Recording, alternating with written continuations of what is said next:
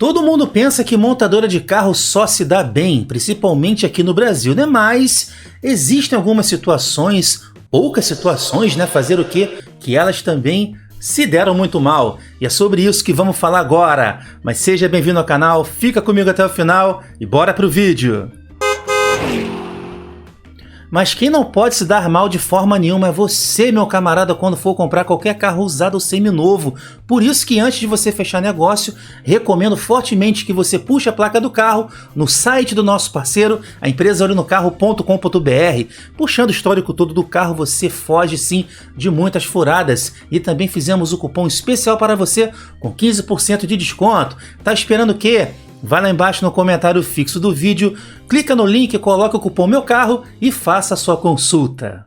E vamos começar o vídeo com um caso escandaloso, muito famoso, envolvendo a nossa querida Volkswagen lá nos Estados Unidos. O famoso caso da Volkswagen, conhecido como Dieselgate, aconteceu em 2015, quando foram feitos testes de emissões, onde detectaram que a montadora estava fraudando os níveis de emissões em motores a diesel, o EA 189, graças a um dispositivo que alterava os resultados. Ou seja, os carros poluíam além do permitido, mas esse dispositivo enganava as autoridades. Que vergonha alheia, viu, dona Volkswagen? Vou te contar, hein? No final das contas, a direção mundial da Volkswagen acabou caindo, a montadora também teve que recomprar os carros a diesel lá nos Estados Unidos, além de ter que realizar um recall e levar um prejuízo imenso, e além de até hoje também gerar desconfianças lá no país do tio Sam. Mas se fosse aqui no Brasil, com certeza teriam fanboys chupando os ovos alemães da querida Volkswagen, né? Fazer o quê? Fiat estilo rodinha solta. Não sei se você lembra desse caso aí, que o Fiat estilo soltava a roda traseira, acabou causando acidentes, o negócio foi muito sério e a Fiat, pelo menos naquela época, teve que pagar caro por isso.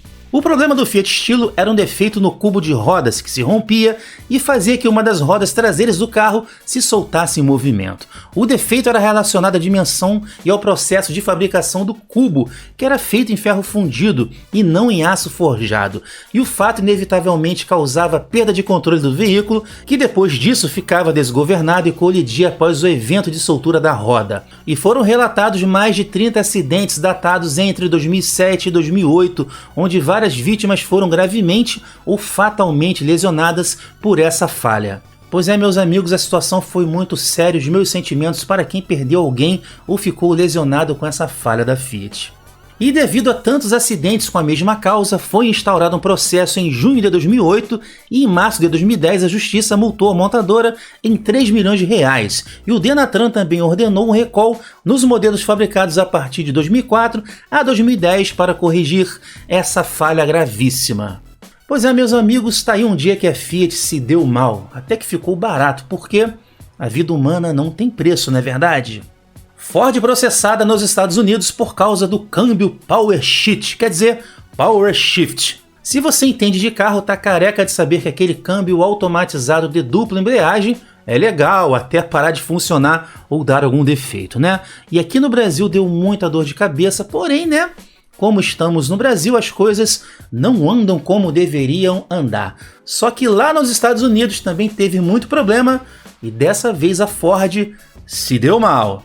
E na época, lá nos Estados Unidos, a empresa teve que firmar um acordo no valor de 30 milhões de dólares, que se você convertesse para hoje em dia, daria mais ou menos aí 170 milhões de reais. Esse valor serviu para encerrar um processo aberto por proprietários de unidades afetadas do Focus e também do Fiesta com esse câmbio das Arábias. Fora também outras ações individuais que a marca perdeu por causa de mais donos lesados por essa falha bizarra no câmbio Power Shift, né? Mas enquanto isso aqui no Brasil, né, o pessoal bate cabeça, um monte de dono toma prejuízo, concessionária não quer nem saber de atender. E acredite, por incrível que parível, tem donos que vêm reclamar aqui no canal porque eu só falo dos defeitos do Power Shift, não falei dos defeitos do câmbio do Jeep Renegade. Veja bem, cara, a situação da Ford foi comprovada e assumida pela montadora. Da Jeep eu não vou falar nada até ser provado o que é. que a montadora se posicionar, beleza? Então vamos baixar a bolinha aí, vamos apagar o foguinho da rodela, porque o câmbio Power Shift é uma verdadeira bomba. Lá na gringa Ford, ó, se ferrou, se queimou e teve que pagar indenização, né? Hyundai Veloster e a propaganda enganosa aqui no Brasil. Se você manja de carro, também vai lembrar daquela propaganda sem vergonha do Hyundai Veloster quando chegou aqui lá no comecinho da década de 2010, né? Em 2011, quando o carro foi anunciado aqui no Brasil, teve propagandas que prometiam 140 cavalos de potência aliados a um sistema de injeção direta de combustível, o GDI, mas quando o carro finalmente foi lançado, chegou com um motor de 128 cavalos em injeção convencional mesmo, de 4 bicos do tipo indireta e MPI, aquele motor que muita gente conhece até hoje, que teve no HB20, teve no Kia Soul, teve um monte de carro da marca e Hyundai também da Kia, né? A propaganda da vergonha alheia rendeu bons processos judiciais para o grupo que gerenciava as importações aqui no Brasil. O carro caiu na zoeira eterna da internet e levando benga até de Marajó original de fábrica, se tornando uma das maiores vergonhas automotivas aqui no Brasil, apesar de que isso aí, né, tirando esse fato do Veloster não ser um carro esportivo, o carro é muito bom, é confiável, confortável, é bem equipado, mas nesse dia aí, nessa época, né, a Hyundai, no caso o grupo que trazia os carros para cá, se deu mal e levou a pior. Fiat Uno Mille poluidor. Não sei se você sabe dessa aqui, mas a Fiat também se deu mal por causa do Fiat Uno Mille poluidor. Se liga nisso aí. A Fiat com o glorioso Uninho Mille também já fraudou o teste de emissões de poluentes, isso mesmo. Lá em 95 a montadora foi multada em 3,9 milhões de reais pelo IBAMA porque não atendeu às normas do PROCONV, que é o Programa de Controle da Poluição do Ar por Veículos Automotores, justamente por emitir poluentes acima do permitido e por ter também burlado o sistema de ignição eletrônica para tapear os órgãos fiscalizadores. Que vergonha, viu, dona Fiat? Eu pensando que era só a Volkswagen que tinha essas tretas, né? E foi uma senhora multa, meus amigos, porque naquele tempo tudo era, assim, digamos, mais valorizado, se é assim que você me entende, né? E como naquela época também não tinha internet acessível e nem canais como o nosso aqui no YouTube, que não tem rabo preso com ninguém, você sabe muito bem, o caso passou batido e muita gente nem sonhou que isso aconteceu, né? E o Uno continuou vendendo igual água por aqui. E também teve o bizarro caso do Fox da Volkswagen, o cortador de dedos. Lembra do caso do Volkswagen Fox quando foi lançado aqui no Brasil lá no passado, no começo da década de 2000, que cortava o dedo dos consumidores? Bizarro, né, Volkswagen? Um erro de projeto no sistema de rebatimento do banco traseiro oferecia um grande risco para quem fosse manipular o mecanismo, e sendo assim 8 pessoas perderam um dedo ou parte dele nesse bizarro sistema que não era difícil de utilizar. Lá havia uma alça no porta-malas que deveria ser puxada para que a trava do banco fosse liberada, permitindo o rebatimento do banco traseiro como um todo, que era corrediço. Daí os acidentes começaram a acontecer porque essa alça ficava presa por uma argola, na qual as pessoas que foram lesionadas com o dedo preso. E quando se puxava a argola com força, o mecanismo destravava e decepava o dedo de quem estava manipulando o sistema. Bizarro pra caramba, bicho! Mas a montadora mais cara de pau do Brasil acabou negando que havia uma necessidade de recall, alegando ser mau uso das pessoas que faziam o rebatimento dos bancos. Olha só que vergonha alheia, Volkswagen, vou te contar, viu? Mas, na verdade, a Volkswagen se deu mal mesmo, porque tomou processos e foi obrigada pela justiça a realizar um recall gigantesco para corrigir a falha, oferecendo um anel de borracha que foi fixado sobre a argola onde era fixada a fita do sistema, evitando que os clientes colocassem o dedo no ajuste do banco. Pois é, pessoal, esse é um triste e icônico caso que a Volkswagen insistiu, tentou escapar, mas no final se deu mal, né? Pelo menos um pouquinho. A GM fechou fábrica e se deu mal nos Estados Unidos. Bem, nos Estados Unidos, como a coisa engrossa por lá também, né? A GM fechou uma fábrica e teve que pagar um pouco caro por isso, se dando mal, e uma vez pelo menos. Após receber mais de 60 milhões de dólares em incentivos fiscais, com acordo de que deveria funcionar até 2040 com uma fábrica em Lordstown, em Ohio, lá na gringa nos Estados Unidos, a General Motors teve que pagar uma multa de 28 milhões de dólares por ter desativado a fábrica na cidade norte-americana. A montadora prometeu que manteria as operações ativas na cidade, mas acabou fechando a fábrica local em outubro de 2019, alegando que a derrocada no mercado de carros compactos atingiu em cheio a produção de veículos na fábrica, responsável pelo Chevrolet Cruze. Aquela desculpinha esfarrapada que todo mundo sabe como é que é, né? A justiça acabou ordenando o pagamento da metade de que foi recebido em benefícios, além também de outros 12 milhões de apoio à região do Vale Mahoning, onde a fábrica estava localizada. A GM aceitou o acordo porque era mais fácil, né, aceitar isso aí do que um reembolso total que muitos agentes políticos faziam uma pressão. A multa acabou sendo menos pesada do que esse reembolso total, né, dos prejuízos que causaram naquela cidade, mas pelo menos, né, se deu mal um pouquinho.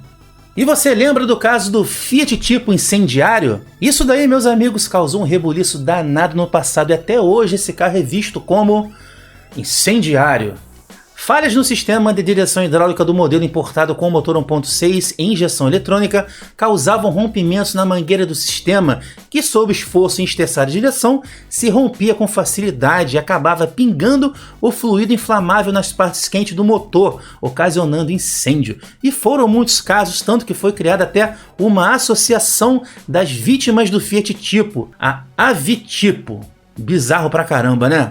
O caso foi considerado muito grave e de grandes proporções, e parece que só foi resolvido com o recall no modelo importado e depois do modelo 1.6 MPI, que não tinha mais esses casos de incêndio, né? E parece que também as versões 2.0 do carro não tiveram incidência, mas mesmo assim, meus amigos, a Fiat se deu mal porque teve que fazer recall, teve vendas que acabaram caindo porque ninguém confiava mais no Fiat Tipo. Se queimou pra caramba naquela época, sim. Se deu mal mesmo que foi momentaneamente. Ford, BMW, Honda, Mazda, Nissan e Subaru perderam bilhões de dólares nos Estados Unidos. Não sei se você tá ligado por aí nos escândalos e falhas daquele airbag de uma marca chamada Takata. Tudo isso, meus amigos, foi sim por causa dos airbags da marca Takata, que as montadoras firmaram acordos muito assim grandes para tentar indenizar os seus clientes, que deveria cobrir diversas formas de perdas econômicas aos seus consumidores, que entraram com ação coletiva alegando que os veículos foram vendidos como seguros, pagaram mais por modelos com mais airbags e tiveram algum prejuízo com o carro parado por causa do recall também. O defeito de airbags Takata causou pelo menos 23 mortes em todo o mundo, das quais 21 eram modelos Honda, 2 em veículos da Ford, além de 290 feridos. O problema provocou o maior recall já realizado na indústria automotiva na história. Calcula-se que cerca de 100 milhões de carros de 19 fabricantes foram equipados com o sistema dessa marca. Tal defeito também levava à possibilidade de que, ao explodir a bolsa do airbag em caso de acidente, estilhaços metálicos sejam projetados contra os ocupantes dos veículos. Ou seja, um negócio bizarro pra caramba e muito grave, né? E para fechar o nosso vídeo, em 2021 a GM também se deu muito mal, viu? Com certeza você sabe que ainda estamos em pandemia, mesmo que sendo mais branda, a vida tá voltando ao normal, né? Graças aos deuses, que bom, mas a General Motors tomou muito prejuízo aqui no Brasil e nos Estados Unidos, inclusive perdendo a liderança. Pois é, pessoal, a GM perdeu a liderança bonito no ano passado por causa da crise dos semicondutores. Aqui no Brasil, inclusive, ficou meses sem fabricar o seu best-seller, o Chevrolet Onix, que era líder absoluto de vendas, que acabou caindo muito no ranking por causa desse probleminha, né? E nos Estados Unidos também a GM acabou perdendo a liderança de mercado para a Toyota. Engraçado isso, né? A GM, né, gringa lá nos Estados Unidos, sempre tradicional, perdeu o mercado para a Toyota. Também por causa desse lance aí dos semicondutores. Então, a GM realmente se deu mal no ano passado, mas está se recuperando, né? Fazer o que? Afinal, tem muitos fãs e consumidores mundo afora, principalmente aqui no Brasil. Mas é isso aí, eu espero que você tenha gostado de mais um vídeo aqui no canal. Se você sabe de mais alguma situação que as montadoras se deram mal, pelo menos aí um pouquinho por um dia, né? Conta para a gente aí nos comentários e também quero saber a sua opinião, se custou pouco para elas ou se mereciam ser mais penalizadas pelas cagadas que cometeram. Vamos trocar uma ideia bacana nos comentários. Compartilhe esse vídeo com todo mundo que você conhece em redes sociais. Siga também o canal nas redes sociais e deixa aquele seu like maroto, né, meu camarada? E se você é novo aqui no canal, seja muito bem-vindo também. Se inscreve aí, clica no sininho das notificações e confira os outros vídeos aqui do canal. Tenho certeza que você vai se amarrar. E se você gosta de videogames, principalmente aqueles antigões retrô, conheça o meu canal de games aqui no YouTube, o Videogame Lifestyle. Mas tamo junto, pessoal. Até o próximo vídeo. Um forte abraço. Valeu!